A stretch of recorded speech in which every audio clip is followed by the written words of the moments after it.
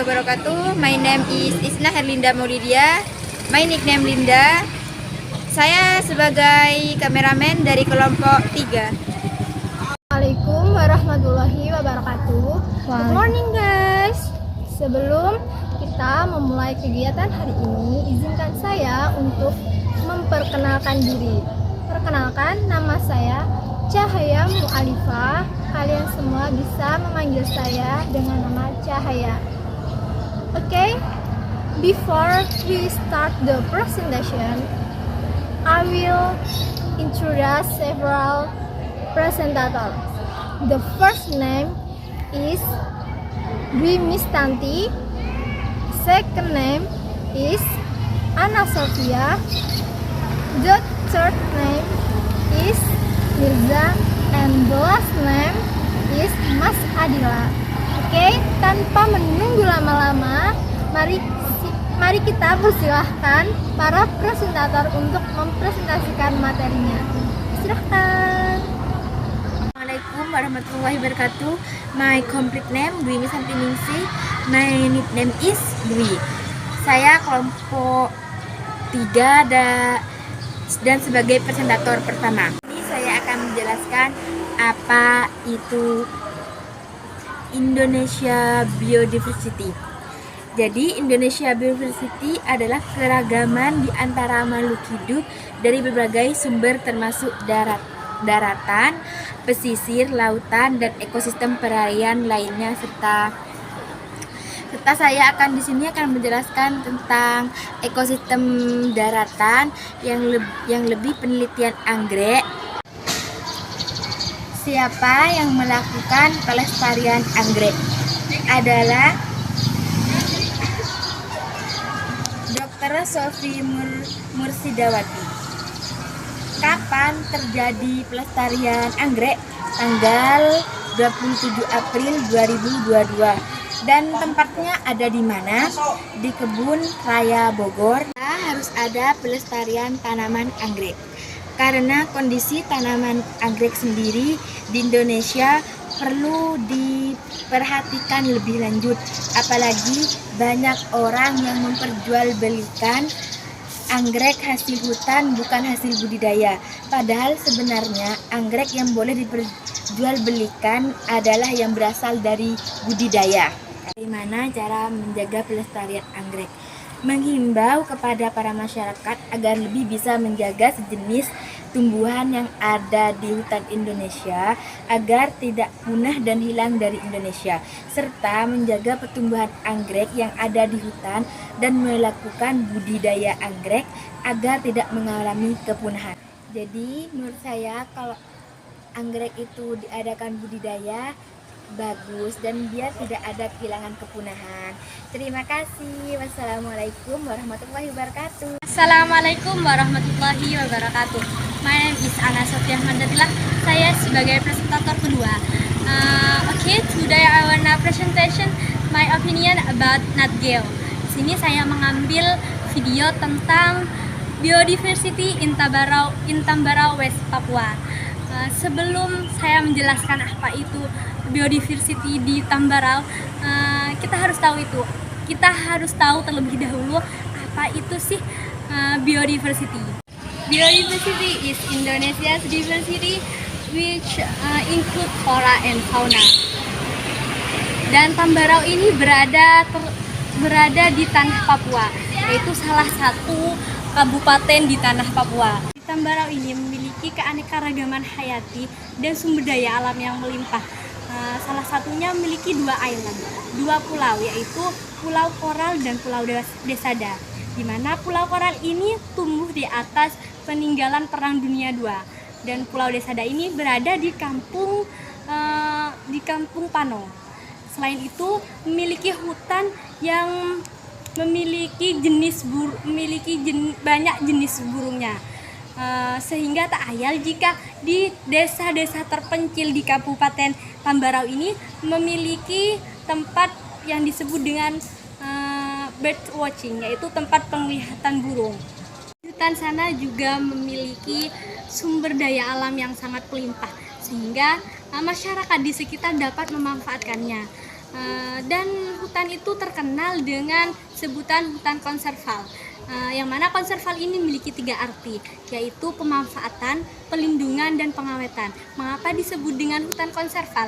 Karena masyarakat di sana bukan hanya memanfaatkan, tapi juga melindungi dan mengawetkan sumber daya alam yang ada di hutan tersebut. Ketika kita melihat realita di sekitar kita, di mana keanekaragaman dan sumber alam di negara kita itu sudah mulai punah sedikit demi sedikit. Oleh karena itu, kita sebagai pemuda penerus bangsa ke depannya, kita harus bisa pintar-pintar memanfaatkan dan merawat keanekaragaman sumber daya alam kita. Nah, tanah air kita adalah pinjaman anak moyang kita, bukan warisan dari nenek moyang kita. Okay, maybe that's it for me. And the last thing, Wassalamualaikum warahmatullahi wabarakatuh. Assalamualaikum warahmatullahi wabarakatuh. My complete name Mirza Mustaqim. My nickname Mirza. Saya dari kelompok 3 sebagai presentator ketiga. Saya akan menjelaskan apa itu Indonesia Biodiversity. Keragaman di antara makhluk dari berbagai sumber termasuk daratan, dan yang lebih diperdalam adalah cagar alam Silop adalah ibu kota yang menaungi Papua. Siapa yang mengkaji cagar alam? Yang mengkaji cagar alam Silop adalah Edi Samlau. Kapan terjadi Hari Cagar Alam Silop? Setiap tahun. Mengapa cagar alam Silop dijadikan ibu yang menaungi Papua? Karena kawasan Silop memiliki beberapa kawasan penyangga di sekelilingnya. Bagaimana jika alam Silop rusak? Maka daerah kawasan Papua ikan merasa kehausan. Di mana letak sumber Silop? Di Papua.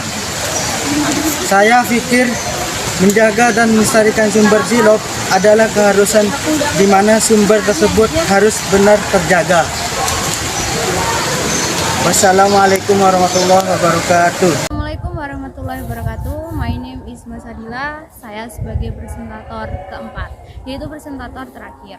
Oke, kali ini saya akan membahas tentang peatland and livelihood in East Kalimantan. Jadi kita sendiri ini, tugas kita memiliki tema sendiri, yaitu tentang Indonesian Biodiversity. Indonesian Biodiversity sendiri itu adalah all biodiversity, but plant and animal and ecological diversity in Indonesian soil. Jadi lahan gambut di Indonesia seluas 20,6 hektar atau terluas kedua setelah Brazil.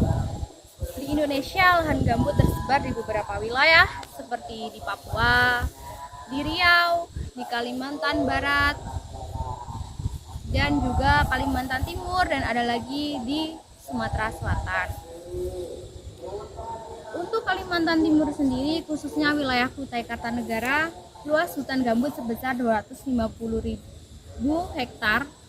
Selain sifatnya yang khas, ekosistem gambut memiliki keanekaragaman yang berbeda dengan keanekaragaman yang lain karena memiliki vegetasi hutan yang berbeda dengan yang lainnya.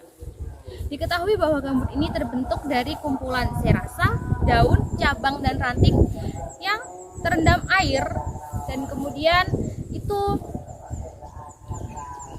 dalam waktu jutaan bahkan ribuan tahun. Dia terendam air dalam waktu jutaan maupun ribuan tahun. Oke.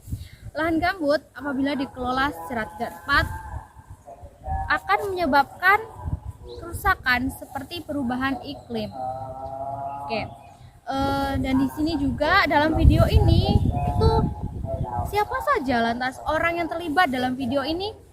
Itu juga ada banyak, seperti Armilan Saidi sebagai Kepala KPHP Subdas Belayan Kalimantan Timur, dan yang kedua ada Tunggul Batur Butar-Butar sebagai Project Leader, dan ada Insinyur Sri Perawati Murwani Budi Susanti sebagai Direktur Pengendalian Kerusakan Gambut, dan juga ada Darlan Syah sebagai Masyarakat Peduli Api, ada Budiono sebagai Yayasan Konservasi Rasi Samarinda Kalimantan Timur, ada Ahmad Nur sebagai Kepala Desa Muhuran, dan ada Erma Wulandari sebagai Direktur Eksekutif Yayasan Bumi.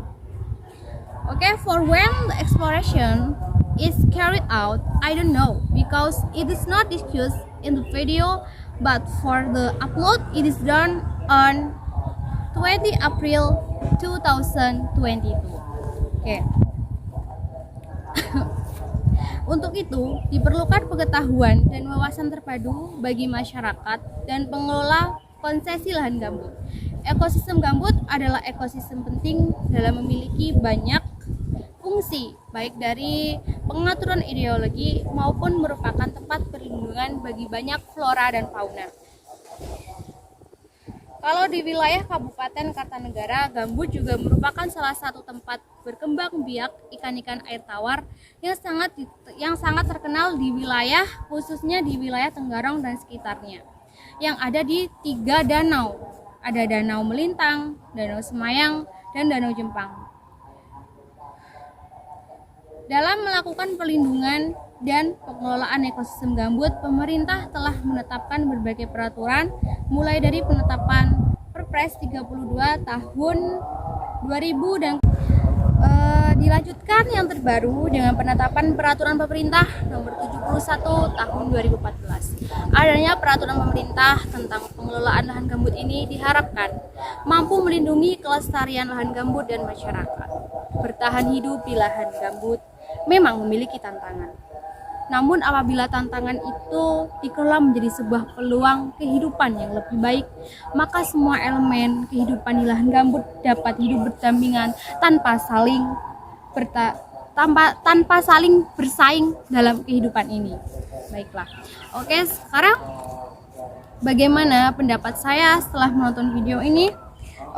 It turns out that wetlands are very important for the people there. Proper management is able to make wetlands as a means of supporting life, but not a few wetlands are starting to erode a little because of human activities. For that is our duty, young people, to continue to maintain what which has been passed down to us. Oke. Sekian dari saya sebagai presentator terakhir, yaitu presentator keempat. Saya ucapkan terima kasih. Itu dia beberapa presentasi dari para presentator. Gimana nih menurut kalian? Bagus tidak? Oke, itulah tadi yang bisa kami sampaikan, dan selebihnya mohon maaf apabila ada kekurangan dalam menyampaikan kata-kata atau apapun itu. Beli es degan dikasih selasih. Cukup sekian dan terima kasih. Wassalamualaikum warahmatullahi wabarakatuh.